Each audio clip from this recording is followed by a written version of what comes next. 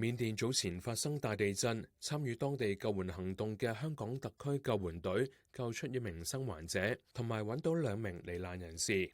救援隊返港之後分享經歷，話難忘揾到罹難人士嘅經過。不過用咗幾個鐘就將佢揾得出嚟嘅。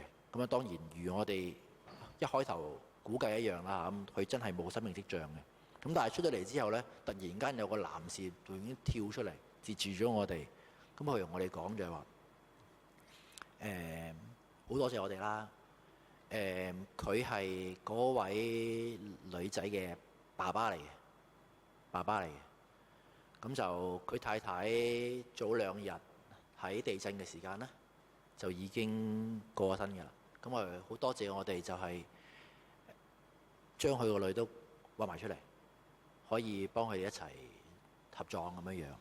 救援隊喺緬甸期間合共出動61次，搜索總面積達到60850平方米。隊員除咗使用生命探測器搜索，又應用位移監察器監察現場有冇餘震。事實上，救援隊喺當地經歷6次餘震，其中4次喺搜救期間發生，隊員需要緊急撤離。佢哋喺行動期間，亦都需要面對當地嘅蚊患、瘧疾、登革熱等傳染病帶嚟嘅挑戰。